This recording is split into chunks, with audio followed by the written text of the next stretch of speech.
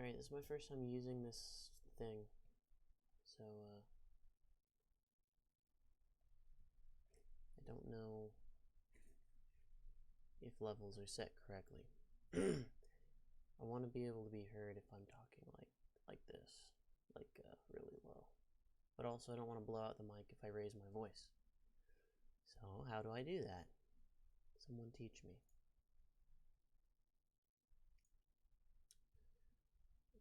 Noise suppression. Oh.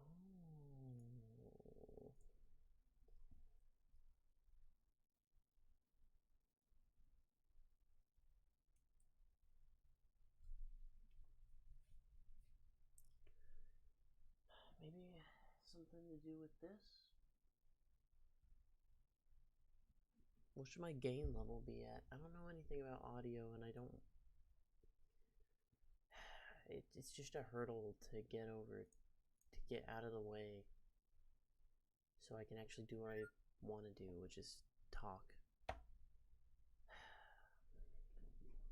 Like, if I sit up here versus right over here, like, I just have to make sure it's consistent, right? So I put this down here, so it's barely visible, but then I need to turn my gain up, right? Testing, testing. Testing. Hello, hello. Alright, so like I'm barely getting into the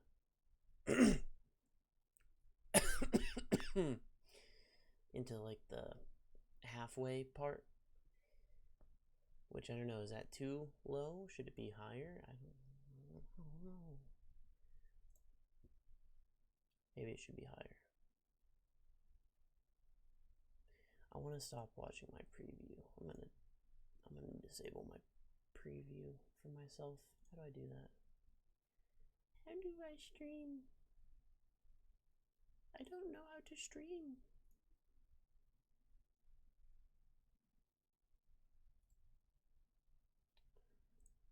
Yeah, there's no... Hang on.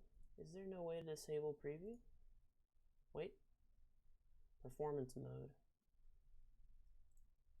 Yeah. Okay. Wait, it disables showing me my microphone input too. That's terrible. That's a terrible idea. Absolutely. So I can't have both. Well, that sucks.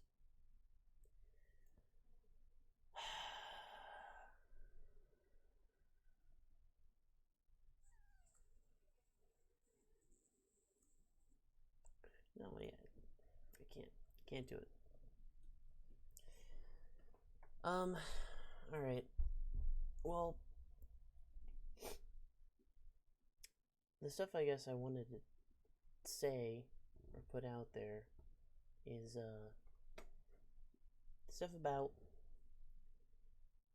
being considerate, I guess, of other people.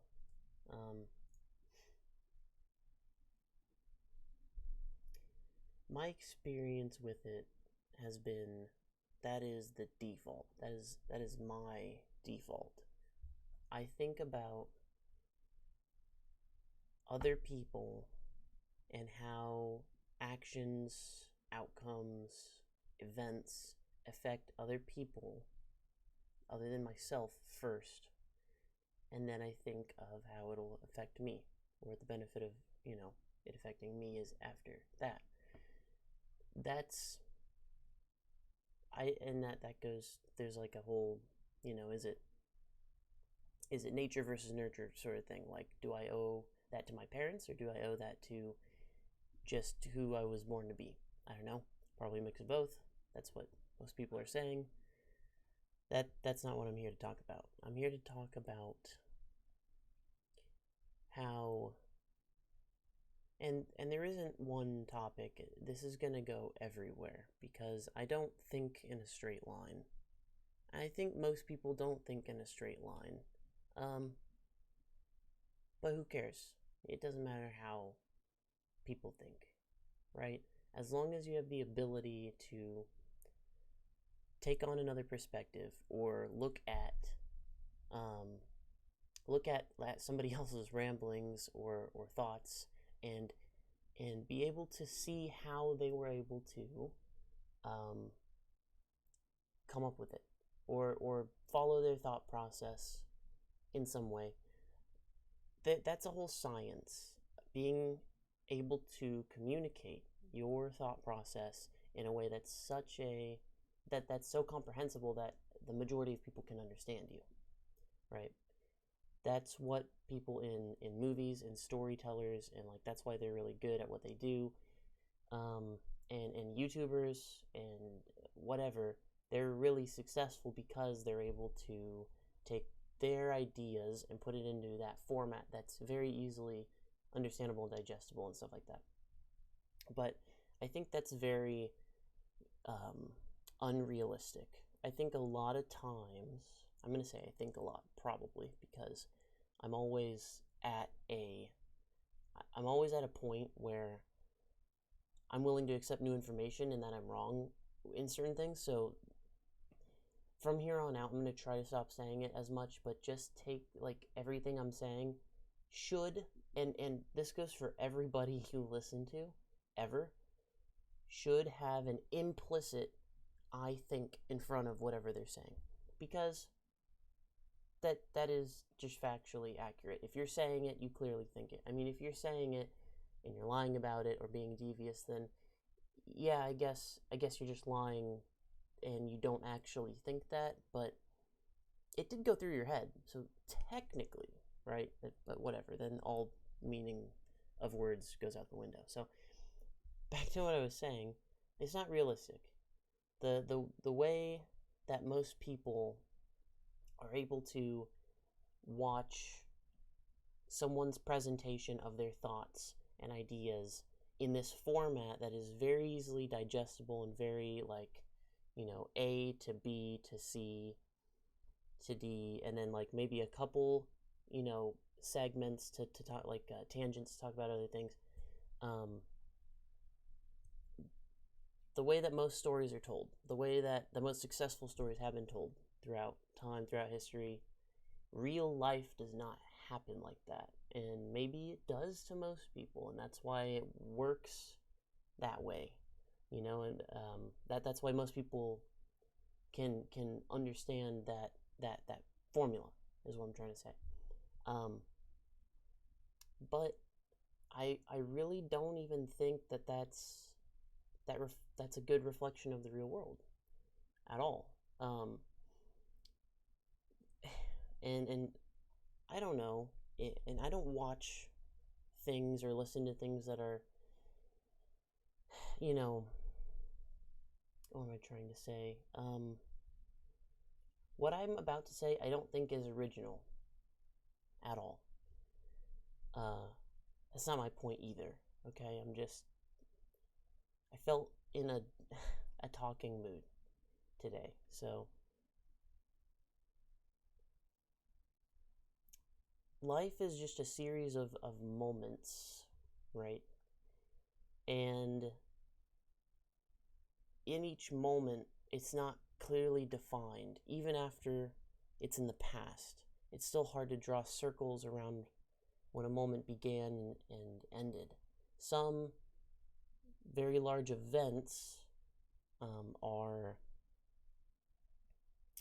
some very large events that happen are easy to draw a line around, but most of the time there's things leading up to, and then there's things that continue to perpetrate after most events. Like they're just you can't. It's really hard to draw circles around things. That's why you watch 50 World War II documentaries, and each one of them is going to have included a different piece of information that the other 49 didn't.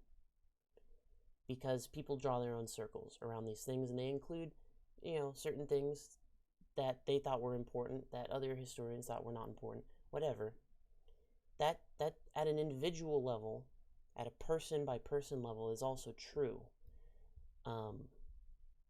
And therefore, that formula of a well-rounded story that most people are able to follow and learn from and experience through storytellers, various types of media, is not realistic at all. Why am I talking about this? Probably because it's a lot. I've noticed around me, the people around me in my life,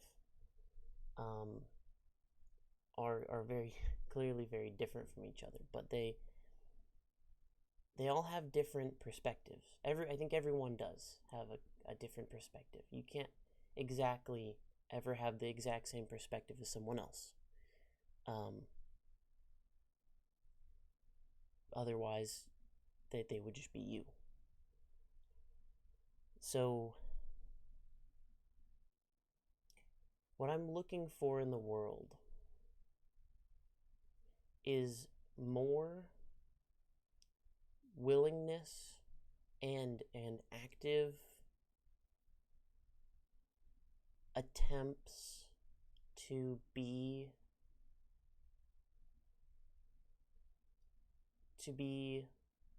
open, active attempts to be a part of someone else's perspective, and really just not see every differing opinion or fact or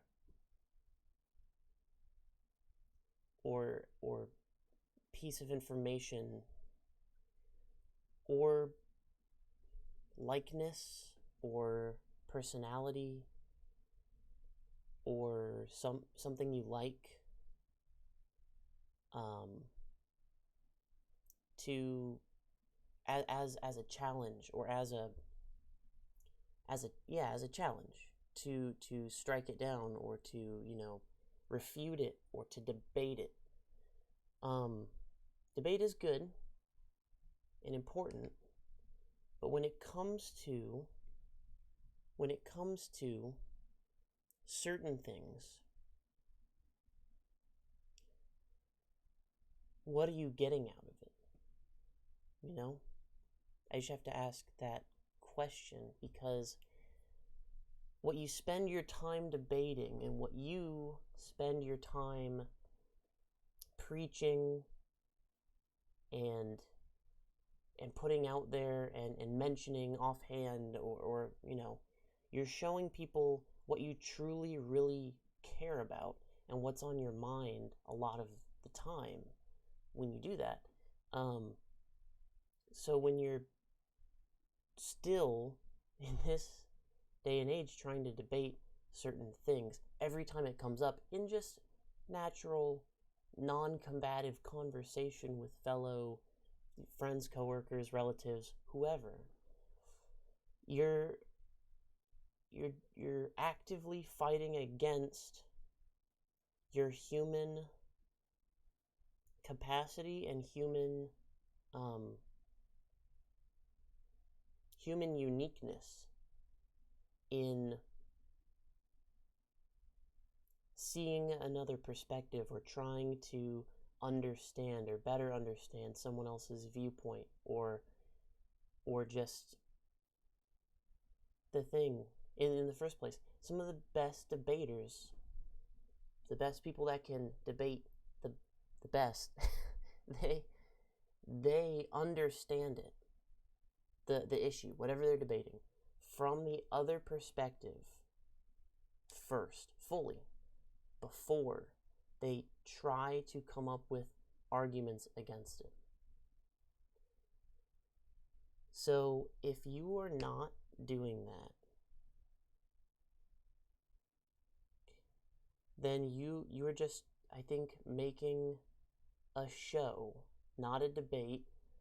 You're making a show of how much this one subject or opinion, or whatever it was, bothers you, and how reactive you are to things outside of your own perspective. And I think that makes you very shallow and shielded person.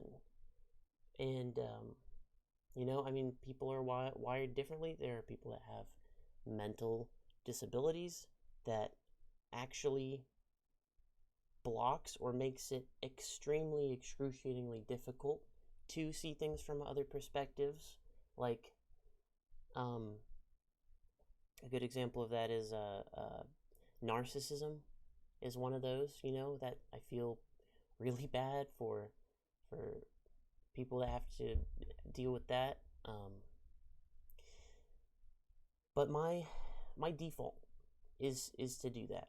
I hear a new thing, a new piece of whatever information I've never heard before, or an opinion that I've never heard anyone have before, and it doesn't matter how terrible I think the opinion is at first hearing of it. It might shock me, it might whatever, but my default, my initial first thing that I do is think, okay, why? You know, what, or how, in what context can that make sense? What, and you know, I mean, you always want to follow up with the person. I mean, if you're talking with somebody, I think people are very open to just getting questions fired or shot back at them, and they're okay with that if you don't frame it in a combative way, in a way where you're like, you know, what the heck is wrong with you? Why would you think something like that? Be more like, that's interesting. What's, you know, what, I have never heard that before. Usually that's all you even have to say. You don't even have to ask them anything, and they'll go into some more explanation, or, you know, about their experience. An experience, by the way, that you can never replicate or have yourself, because everybody has different experience. It doesn't matter if you're in the same war. It doesn't matter if you were in the same, you know, same hotel room. It doesn't matter if you were in the same class at school. Everybody has their own unique perspective, and as a byproduct of that, experience, life experience, that's totally different from yours. What I'm trying to say is, you can't imagine somebody else's experience as visceral and as detailed as it actually happened to them. And you realize that limitation. I don't know who I'm talking to anymore, but I'm seeing that as a problem with a lot of people. They're like, yeah, whatever, you know, like, people have these feelings. I don't, but these people that have these feelings shouldn't have these feelings, and whatever, they should just feel like me. It's the most frustrating and infuriating thing I've ever heard from people. And, you know, in a lot of ways, in a lot of contexts or responses I've heard from people, they essentially say that in their, you know, in whatever they're railing against, whatever it is. I'm not making this about one specific issue. This is more of a perspective that I've run into in my life, in quite a few people, and I don't understand it. I don't understand the point of it. You can tell everybody that says anything to you that you agree with them, as long, you know, in a non-official sense, like in common, you know, family gatherings or friend whatever. People bring up all their opinions. You can be like, oh yeah, I agree. You can have no opinion. You can have no opinion. And you can go through your whole life without having an opinion and be fine. What I mean by that is you obviously have your own opinions. It's I think, very hard or impossible, and, you know, unless there's some weird mental disorder I don't know about, to not have your own opinions. It's human nature. You take in information and you process it, and that processing of that information equals opinions. That shoot out of that processing. That's the outcome of the processing. You have an opinion on everything. But what I'm saying is, without any detriment to you, you can not ever let your opinions known to anybody your entire life, and you can never talk about them. You could never talk about them. You could never disagree with anyone else's opinions. You could never try to inflect your opinions on other people, and you could have a perfectly fine life. Now, I would never recommend somebody live like that, because that's weird, and no one really likes anybody that has no opinions. The fun of making friends and having these people that you like in your life is that there's a dialogue, and dialogue comes from either the same opinion or differing opinions. That's where dialogue comes from. You have either the same opinion as someone, or opinion slightly different, or opinion that's totally opposite, and you talk about it. And that's how we make progress as a society and as a human race. People had different opinions on gravity, right? I mean, we still don't know exactly what it is. We have theories that have so far been not proven wrong, so they're as good as fact until proven wrong. But there's still a mystery surrounding it in the scientific community. And fact and opinion are definitely two different things, but there are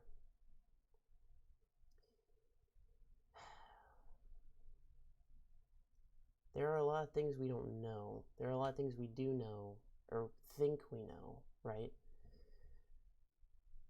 But you have to remember, every knowledge, every field out there has a half-life of knowledge.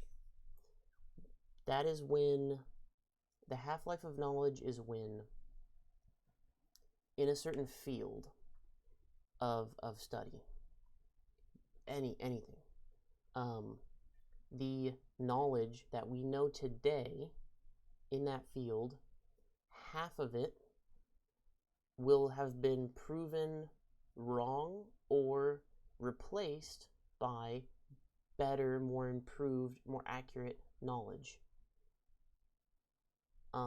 And so the half-life of knowledge is the amount of time, on average, it's expected to take to do that, to completely replace basically half of the knowledge of everything in an established field, like agriculture, or religion, or quantum physics, or psychiatry, anything. So we have facts today. We have facts of events, right, that happen. But every event that happens as well is subject to, and the facts of that event is subject to the people's perspectives and experiences that went through that event, and then them relaying it to you, because most likely you weren't involved. The vast majority of the most important times in human history, you were not involved in. And that's just a fact. See what I did there? Fact. Because my experience tells me that, the important human history events in my mind, it's very unlikely that anyone watching would have gone through most of those, especially because they're so far apart in time. Wow. So everything I just talked about is I think, much better example of how human thought actually works, as opposed to the storyline, A, B, C, timeline, follow this timeline, tell a certain event, a story, a self-contained. I think that the majority of people and of humanity actually don't think like that. Computers think like that. Computers think line by line, read it in order, to the T, right? Because that's how we've programmed them to work. That's the most efficient way we've determined they can work. That's also a way that we know we can troubleshoot, and we know what to expect when we tell them to do certain things. But in a human mind, it doesn't work like that. It's a big pile of mush in our minds that has a bunch of neurons. They're all connected. It's like a sphere, except it's not even a sphere. It's like a lobe. That's why they call them lobes. And electricity just shoots all around in circles and squares and branching paths.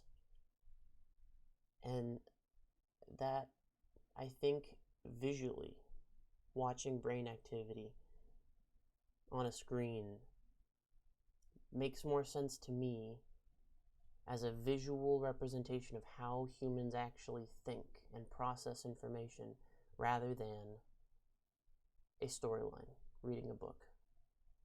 An edited, peer-reviewed, revised book that has been written in a very cookie-cutter way that most people, use to talk to your fellow humans. And I think that is probably the most efficient form of communication. But if all humans died and all that were left were our works of videos and writings and art, I mean, art might help. Art might help, explain kind of the effed up way we think, but everything else is going to be very linear. Especially the things that have the most meaning inside of them are going to be very linear and understandable to anything or anyone that discovers us, or just future humans thousands of years in the future looking back at us. They might think like, hey, they thought in this very linear fashion, and and now we've evolved to the point they could only have one train of thought, and like just the words on a page, just like a computer. That's why they make computers the way they are, because they could just only think in a straight line. And now in the future we can think in 10 different lines at once, and we have evolved so much. We look at where we've come from, pointing back to us. But that's not true. That's not how we think. I guess that was my point. There's no water in there. I just lied to everybody. I just lied to my stomach. Yeah, anyway.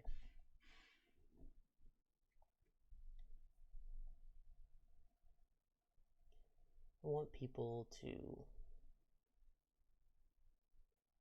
care more about people other than themselves than they do themselves.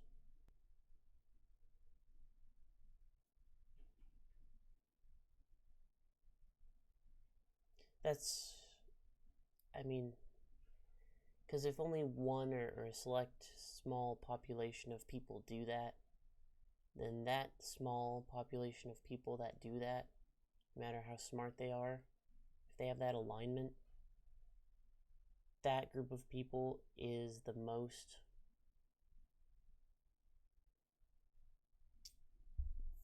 thoughtful and the most considerate and the most taken advantage of by everybody else. And I don't think that we should be treating those people like that. Those people should be the most trusted, no, the most rewarded, and the most thought about in return. So, yeah, I've just been thinking about it a lot. There's been a lot of people that I've experienced throughout many years that are very,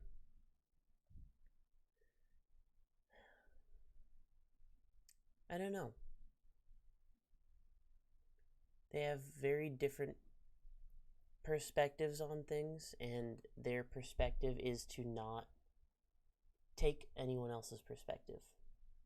Um, Either it works against it, or they work against trying to see things from other people's perspective, or whatever. And I've never understood that behavior.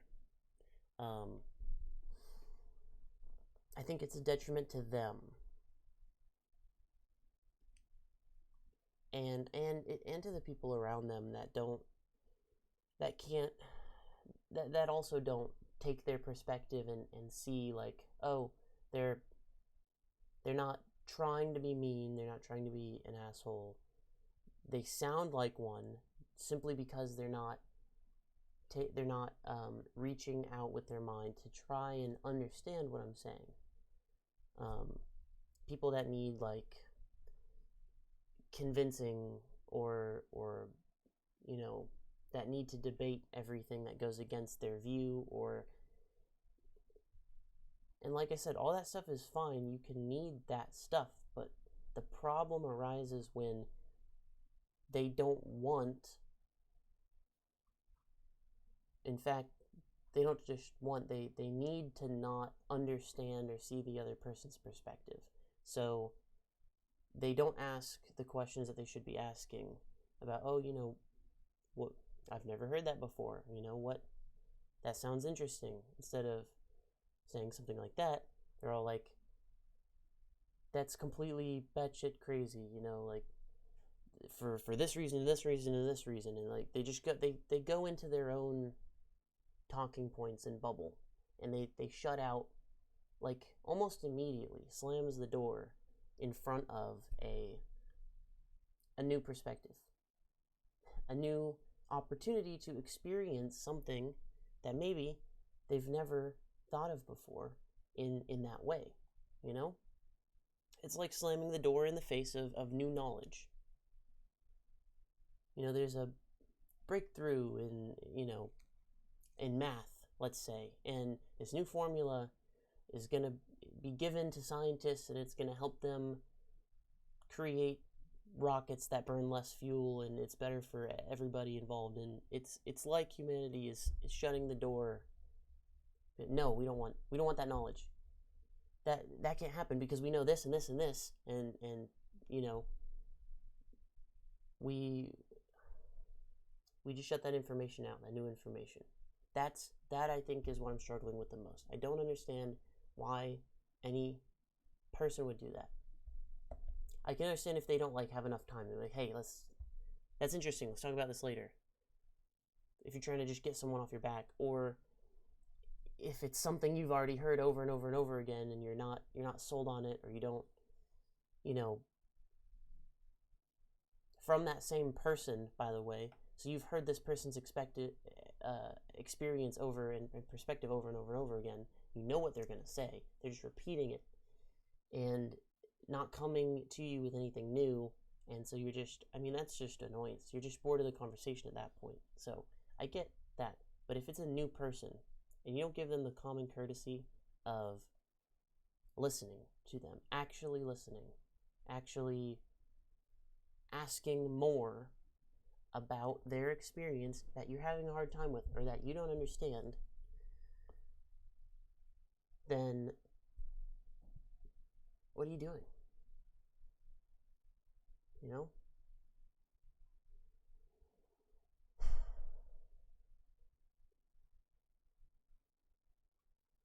I just find it that's what I'm having trouble understanding. So I would like people to explain to me how they do that. How do you just hear a new thing, new information? So that to me is exciting. You want to ask about that. You want to hear more about something exciting. Who doesn't? That's why we watch movies. Everyone has that. It's also to be entertained, but it's a new idea is what makes a movie entertaining. Is that it's new, or that it was new at one point and you liked it so much that you keep watching it over and over again because you like that idea. But see, I don't know if it is empathy that I'm talking about. Also, why the hell is your chat not showing up on the screen? Hello, chat is right here. It's supposed to be displaying the chat, and it is not. If I shrink the chat, oh, there it is. It's at the bottom. Okay, I found it.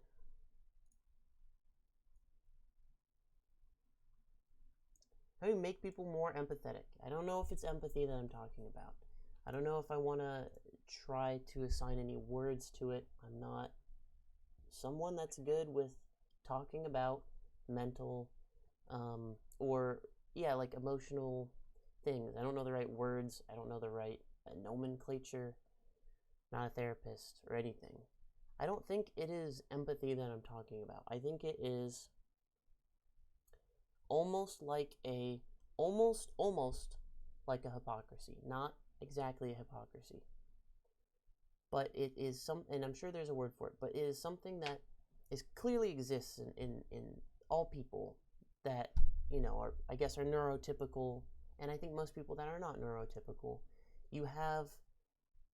Humanity has just shown through the history that you have a drive, right, to find new information, and to not only to find it, but when you hear it, we've been giving these amazing brains to process it like no other creature in the animal kingdom can.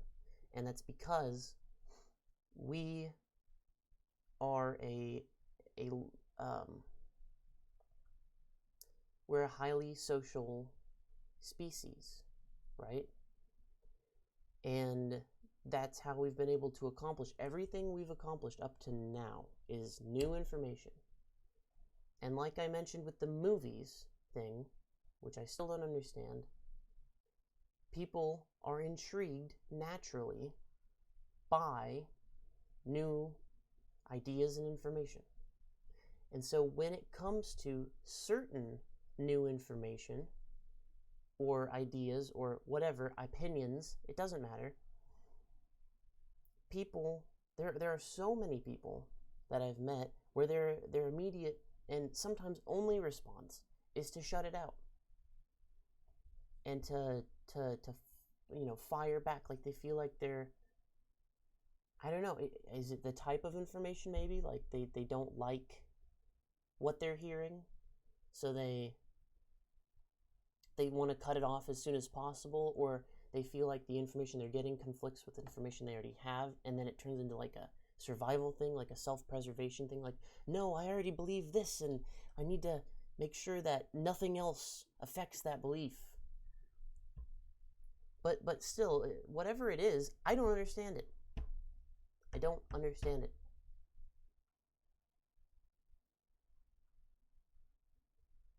People think their belief is so important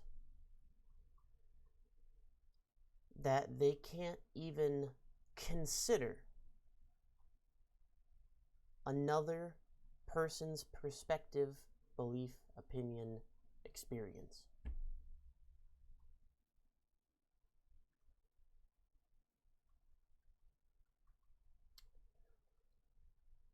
And I think that's, just all of that. I'm having trouble understanding that. And it could be survival, whatever. Everyone is almost expected to have a strong belief on everything. But I mean, I don't get that at all. I really, unless maybe you're like part of, I don't think everyone is expected to have like what, and I don't know, maybe you can give me an example here, but when I go up and I meet new people or friends or whatever, I don't expect anything of them. I don't expect them to have strong beliefs about certain things. I don't expect them to know all of the things that I know. I mean, they're coming from a completely different experience, you know? They don't have a I don't yeah, where is that expectation coming from? I don't think that's healthy for us to expect that of ourselves, because you're shutting out room for growth and change in certain directions if you do that.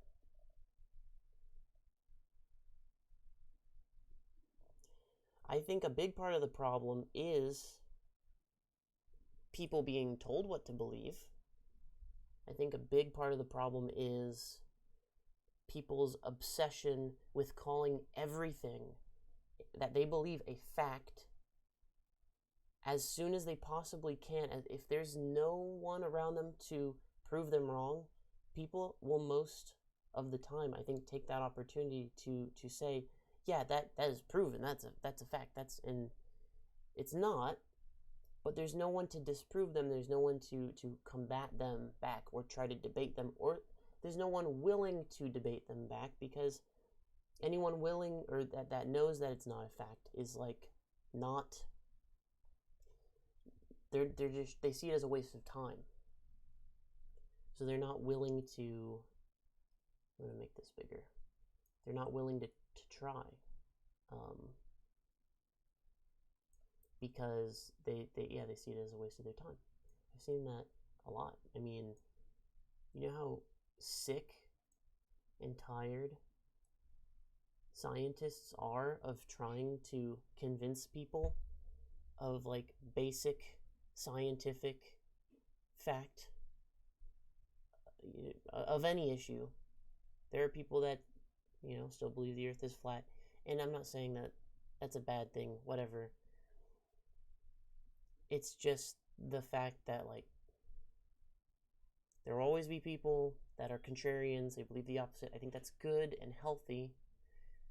And obviously the people that believe the earth is flat is a lot smaller than the population that believe, that have taken the scientific analysis of what we know today as fact, which is it's not flat.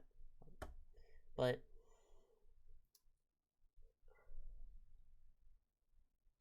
yeah, I mean, the people that are the smartest, the people that are experts in their field, right? The people you should be trusting on things that you don't know about because you're not studying in that field. The experts, so to speak. So many of them are just, I feel, are tired of explaining the same thing over and over and over again in so many different ways to try and explain it in different ways, because they thought, oh, maybe the last 13 times I explained it, clearly it didn't hit home, because, everyone's acting like they still don't understand it, or they still think it's wrong, or they still think it's inaccurate, and it doesn't matter. It doesn't matter what they do. They can explain it perfectly. And then it just gets sensationalized, roped into a bunch of other unrelated things, for example, like politics or religion or whatever. And then people are told what to believe. And I really do think that might be part of the root of the problem, is people are told what to believe over and over and over again by such a heartless, by many heartless organizations trying to make money, I don't want to be like everybody else complaining about the same things they're complaining about, but for example, like media, they're at least, God, I'm going to say it, the mainstream media, because those are the ones that are, they're in it for the money. And there is you can watch any news clip, and it is entertainment. They present any news in a way to try to just make you not look away from the screen, which means they need to make it entertaining and shocking and like crazy and exaggerated and, urgent. And that's not, it's not just mainstream media that does that, though. Think about all the organizations telling people what to believe. Any of them. And I'm not even just talking about like right-wing leaning things, because again, don't try to make this political. This is just talking about the state of humanity and humanity and how we interact with each other and how to better that, how to make that better.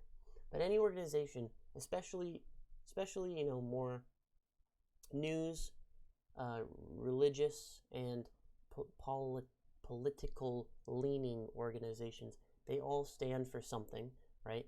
And so the stuff that they stand for, they need to be convicted very strongly in it, because if there's any doubt casted that they believe that thing, people, it's a lot harder to follow that. People really flock to follow a strong belief. People feel like they need to follow very strong beliefs.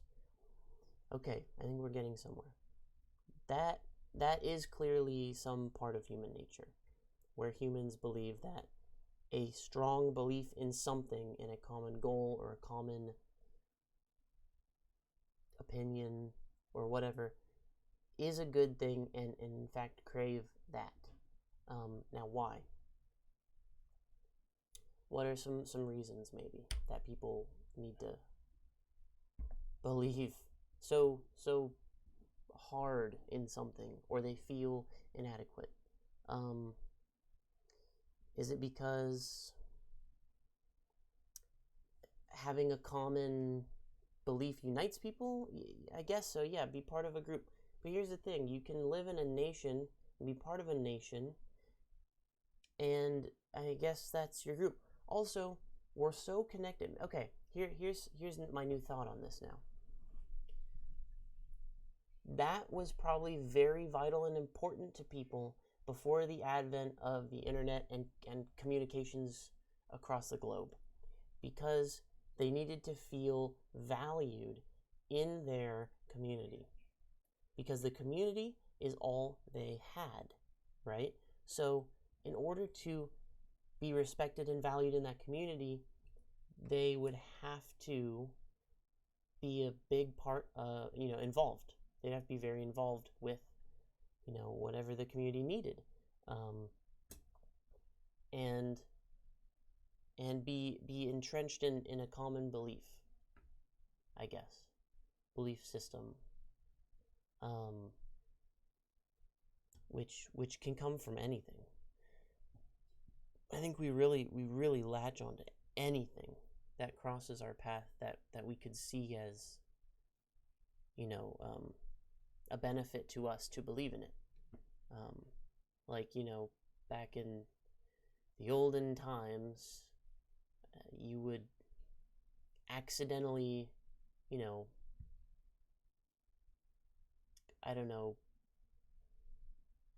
accidentally your newborn baby would die, because that happened all the time, and then the next day, or that harvest that year or whatever, like, you produced twice as many crops as last year, and so you think, hey, there's a correlation here between baby dies and I get more crops. And so you latch on to that, and then that's where you get societies like the Mayans, who thought like sacrifices of people actually, gave them better luck or better harvests, or, made food grow bigger. It is really anything, isn't it? We'll believe in anything, as long as we all believe in it together. But I think we don't need that anymore. My point is, we don't need that anymore. We are in a time where the entire world is connected. We can talk to anybody. We understand we know how many people there are total on this earth. We know we're very not alone on this earth. I mean, the stars is another story, but just on Earth, we know we're the largest group of beings on this planet. We're all together. We're all in it together. we're about to go through some pretty big catastrophic events together, such as climate change and the effects of that. Globally, that affects everybody globally. And I don't know. I mean, I think that's the common belief we need to all have, I guess. I mean, there's my take on it, I guess. My belief is all we need is each other, and we have that now. You know, humanity. Believe in humanity and the goodness that is inherently part of all people. Everyone has the capacity, except maybe some psychopaths and neuroatypical people that don't, right? Have the capacity for consideration of other people, for stepping into someone else's shoes, giving them, a chance to just talk about it, not to immediately crush the willingness of someone to give you a brand new experience that you could never have, or a new perspective on things that you might never think of your entire life.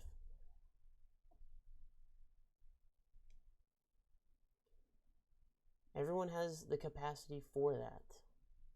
And it's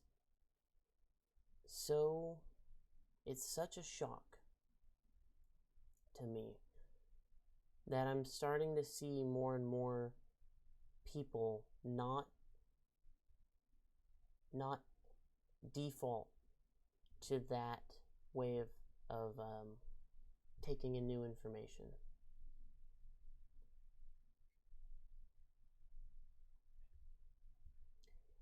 And it's anybody, it's not a generational thing. It's not a, political thing wherever you are. It's not a country. It's not one religion. It's anybody can be like that. Fear, spirit, heart, no one wants to admit even to themselves that they were wrong. And the longer you hold a thought, the worse it will feel.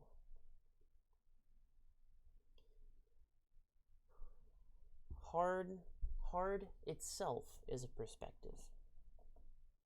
So when you say changing your perspective is hard, that is your perspective on the difficulty of changing your perspective.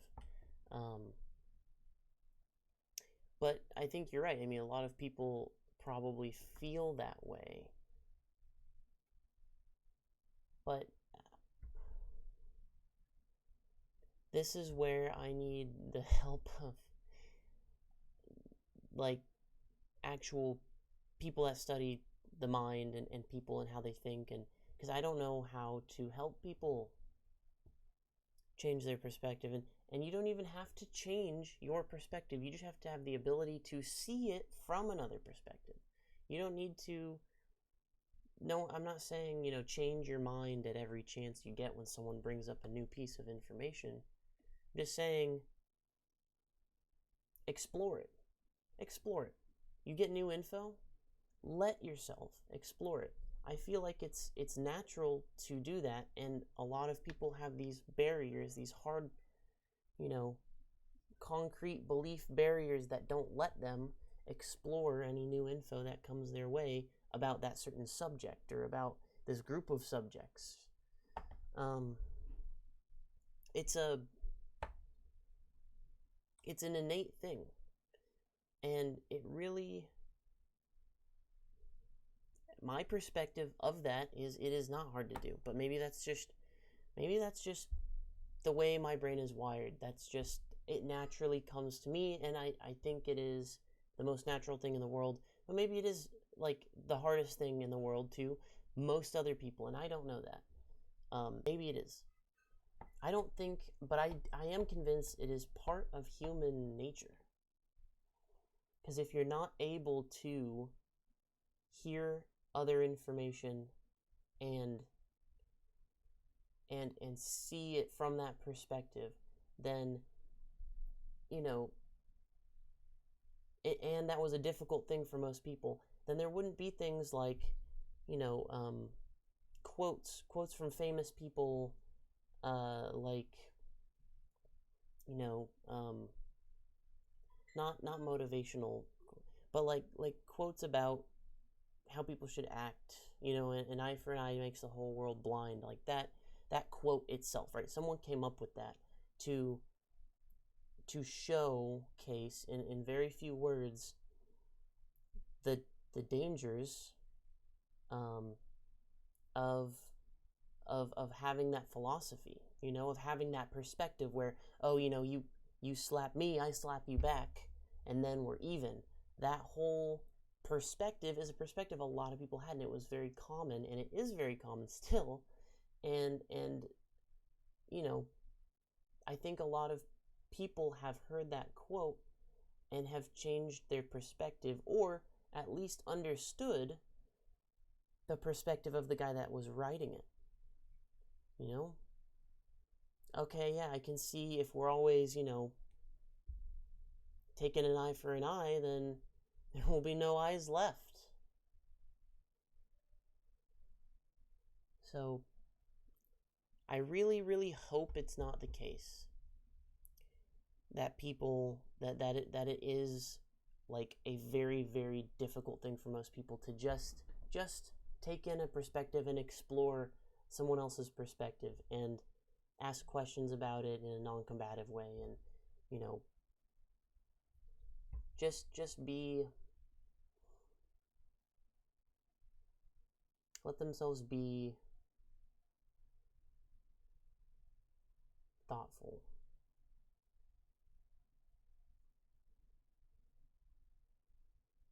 Instead of guarded.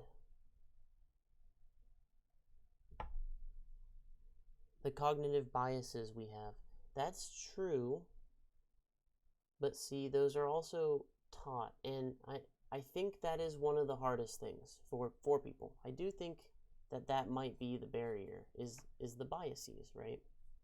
Because that is something you're taught implicitly growing up, just, you know, from your experience growing up, with your perspectives and your childhood.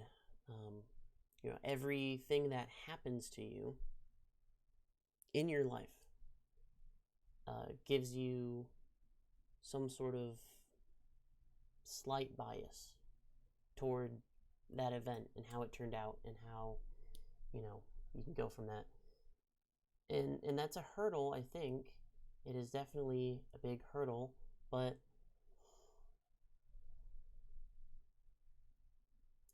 you know, that is part of why you that might need to be something that's like taught, right, in school, or something.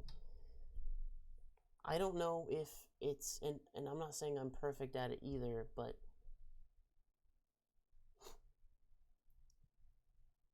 trying to explain this here is actually difficult. And I didn't realize how difficult something that comes so easy to me is to explain how it works. How do you remove your biases when you hear new things? How do you do that? And I don't think you can fully do that. I don't think you can fully remove all biases, because then you're a computer, right? So I don't think you can. I mean, you're gonna have a bias. Yeah. Yeah, your fault. I think that would be a valuable lesson, or a valuable ability to teach people, to make it less hard, to make it more. I mean, when people go into debate class, right, that's something that they're taught, but it's only taught to people in debate, and it's not taught to everybody. It's also only taught to people that are,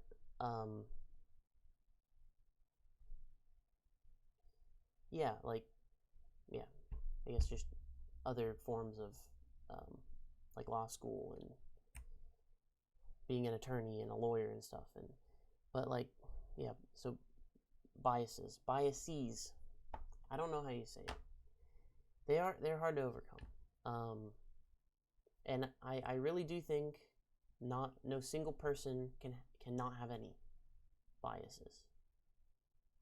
I think you'll always be affected by some, because that is an innate part of human nature that probably comes from experience. Again, experience. So that's something else.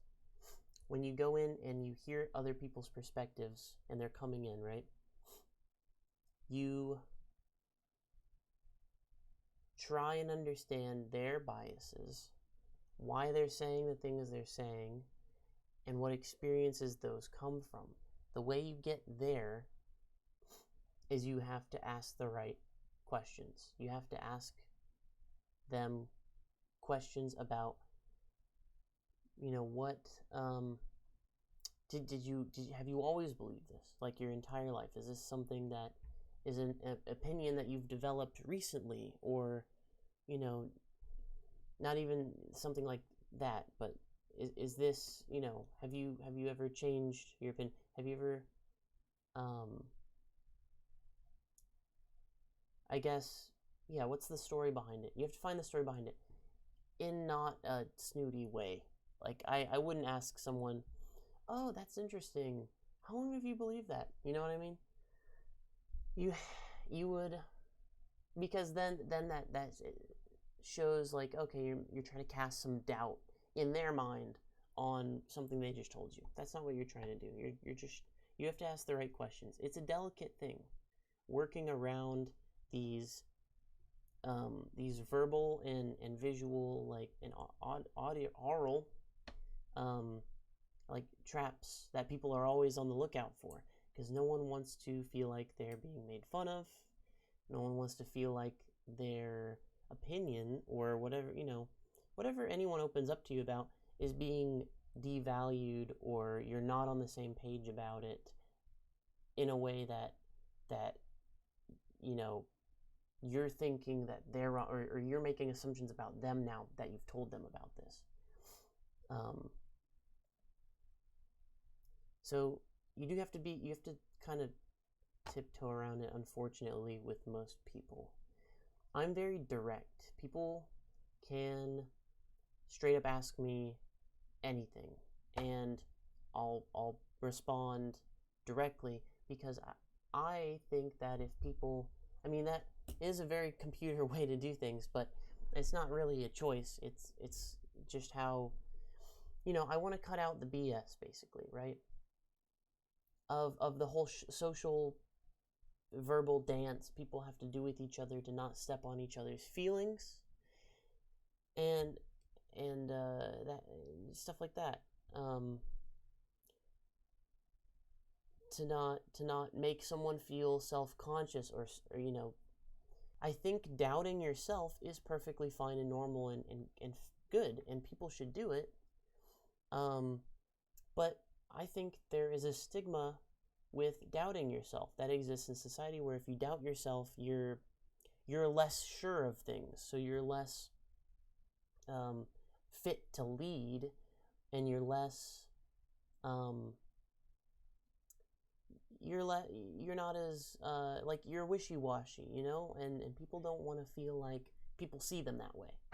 So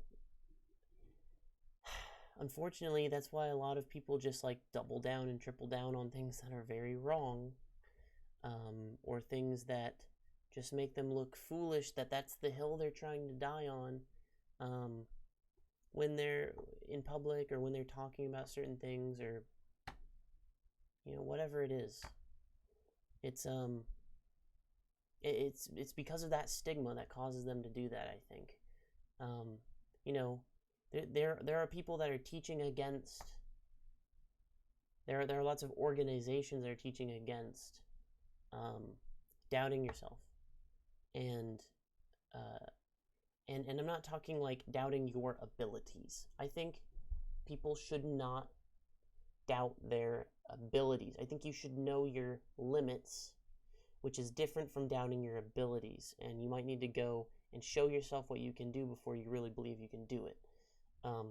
What I mean by doubt yourself is doubt the knowledge that you have in your mind, or doubt a belief system you believe in, or that kind of informational type doubt is perfectly fine. But I think people are linking the two. They're like, if I don't know if the moon landing was faked or not, then how can I know anything about my life? How can I know, that my parents love me? How can I know that I'm able to, hold down a job when I get out of college? How do I know that I'll be able to repay all this debt that I have? It starts domino affecting into completely unrelated things. Where does that come from? Because that shouldn't be a thing. If the moon landing was fake or not has nothing to do with your ability to be a good father to your child. You know what I mean? It's like people are tormenting themselves for no reason. You don't have to do that. I think people need people in their lives that can tell them and reassure them. Reassurance. Okay, so now we're into reassurance, right? People need reassurance. That is a need that people need. There are some freaks out there that are just absolutely sure about everything they do, and they don't need any reassurance about anything from anybody else, because they're just, I don't know how they do it. Everyone needs reassurance. It's a very natural need. People need it so that they can feel validated, so that they can double check that they're doing something right, so that we can improve on whatever processes we have today, like with raising children, with whatever. Reassurance is very natural and important, and that kind of stuff. So maybe that is where it's coming from. Maybe if people are so... How many times have I said people? People are so,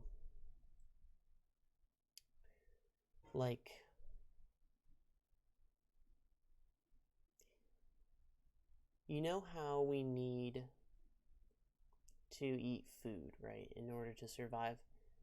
That used to be a need. Nowadays, obviously you still need to eat, but it's not as dire of a need because it's so widely available. Food is so widely available to the point where we're sort of abusing our survival instinct of eating by eating all the time or too much, and it's not good for us, right? Something like that.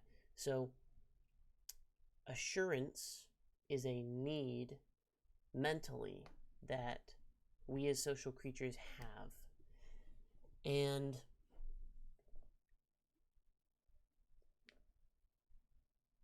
the act of always being having bad reactions to new or conflicting information from what you have in your mind is like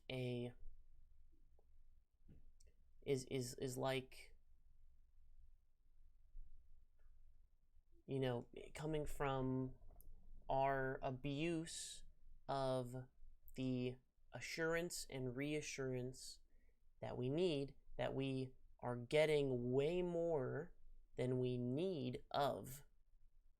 I don't know if this makes any sense, but especially with social media, right? You take a picture of something you think is cool and you post it, and you get instantly thousands, or however many. It doesn't even have to be thousands. It could be one. It could be one person.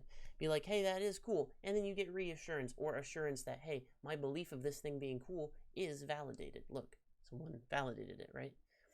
And we're getting that all the time. And we're getting it for a bunch of things that don't really matter in the grand scheme of things. We're just getting constant assurance and reassurance. So when we don't get that as a reaction from somebody, I think we're like training ourselves to react in this bad way, which is detrimental to ourselves, of walling it out or barring it out or rejecting that person that didn't give you the assurance that you're craving.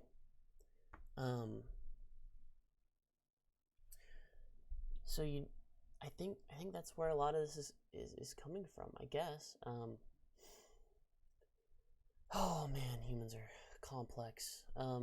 There are a lot of different other reasons why I think people have this reaction. So there's a whole reassurance complex. You need to be reassured at all times, and if you're not, then it's code red up here. It's get it away from me. And then there's other things like which could be linked, right? And I think all of this is linked, and I think all of it piles on top of one another to compound the problem that I'm seeing. But one of them is like self-esteem, right?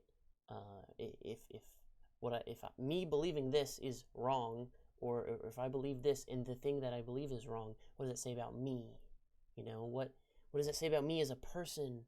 I've been tricked into believing this. Am I that stupid? I've been believing this for this long and I've never looked it up or cared to look it up. Does that make me, complacent or whatever it is,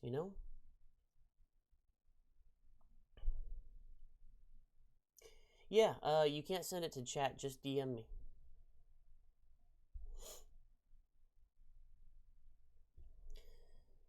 Yeah, I probably would like it. And what kind of spawned this is watching a bunch of YouTube videos, not about this subject matter actually. I was watching a bunch about like space and science and what was I watching? I got into a new channel. It's called Kyle something. I think it's Kyle something. He's a guy, he's the facility guy. He's in a facility that's all green screen. And he talks about science. And then there, what is that one? It's like Bear. I can't remember. He does kind of on a creepier edge of videos. He did one that I think everybody got recommended recently from the YouTube algorithm called like the market on the dark net or something. Whatever. Whisper. Oh, is that what DM is called in Twitch? Dude, you're looking at the wrong guy. I don't communicate with people on Twitch that much. Do I still have my Twitter link below? There you go.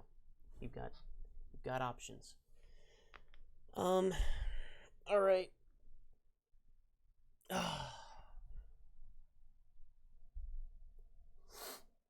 We need a way where people can be self-confident and not link their self-confidence to knowledge and information that is ever changing as we learn more about ourselves, our planet, and our lives. We need a confident species that can confidently say, I don't know, or I believe this thing, but I might be wrong.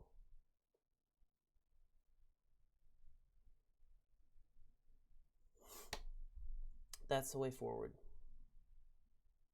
That's what's going to open the doors to billions of people to have new experiences, see things from new perspectives, new life stories, new opinions, new perspective shifts. I think it'll let us change faster when change is needed, rather than I feel like we're dragging our feet on a lot of things we need to change because of this exact core problem.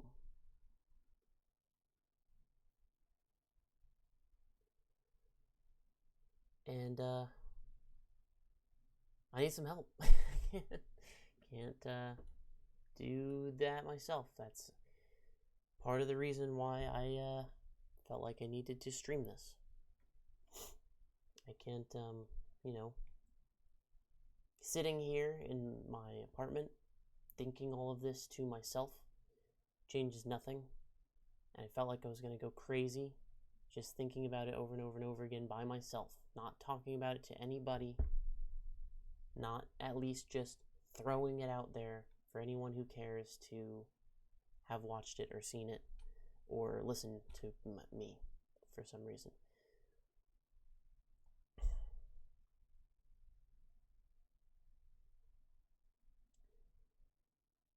Yep. Well, I guess that's about it. I got it off my chest. I feel better. I'm going to start doing this more often, I think. I think it's I think it's fun. I think it'll keep me from just drowning in it or wallowing in it by myself. Even if nobody watches, it helps me vocalize and even figure out different aspects about what I'm thinking of or what I'm talking about. Yeah, and it's probably a little cathartic, I guess. But like, there were things I had never thought about this subject that I just talked about because it came up as I was talking to myself. I was able to better identify some things that could be affecting it or some things that could be problems just by talking it out loud or having a dialogue or having different, things that you chimed in with.